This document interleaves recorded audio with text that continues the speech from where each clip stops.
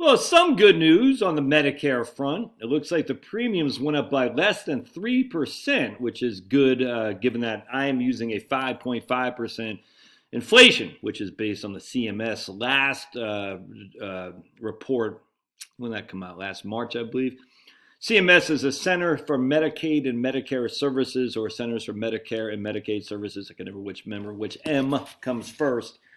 And they're anticipating a 5.5% increase. And I think they said until 2034. And then there'll be a deceleration. It'll go to like 3.9% or something like that. And Right Capital, I'm just using 5.5% each and every year. But so let's look at this. This is pretty interesting. So for 2020, we have a, what was, did I say 3.9? Yeah, 2.6%. That's great. So Medicare costs will rise slightly in 2021, but beware of IRMAA, 100%. Part B will increase to 148 from 145. That's basically a 2.6% increase. Congress held down this cost as a spending bill passed earlier this year. All right, good. Okay, there you go. So there's some outside shenanigans played by Congress. The annual Part B deductible is increasing to 203 up from 198. Many Medicare beneficiaries are unaware that higher income levels can possibly trigger lofty surcharges added to their premiums. Yep. Any day now, if you're on Medicare, you'll get a letter from the CMS, Centers for Medicare and Medicaid Services, informing you of your new premium. If you plan well in 2019, your costs should be going up only slightly. But if you plan poorly, you may be meeting with IRMAA, the income-related monthly adjustment amount, which adds a surcharge to Part B and Part D premiums. And these surcharges can be lofty. All right, so we're going to look at the single Susie here because she's a widow's tax trap.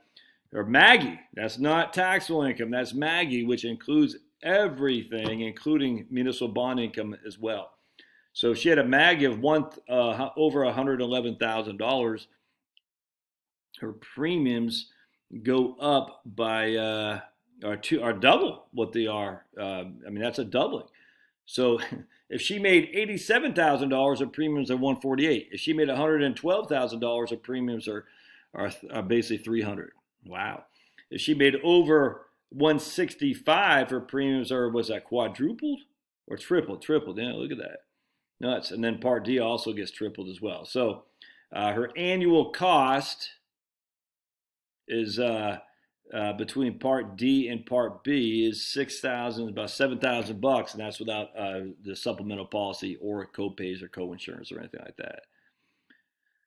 So if you're married filing jointly, if you make over 222, Maggie, again, not taxable income, is adjusted gross income plus other like tax exempt interest.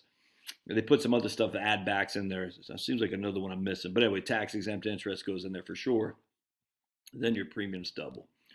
And again, that's per beneficiary, by the way, not per unit, household unit per beneficiary. So a good article here. I like TipsWatch. It's a pretty good website. I don't follow all that much, but I should. But I get just tons of stuff, so it's hard for me to follow everything. But anyway, keep that in mind. It's good news, but it sounds like there is some outsource or outside activity that's going on, i.e. legislation that's keeping the premiums down. But good to know. All right, we'll see you.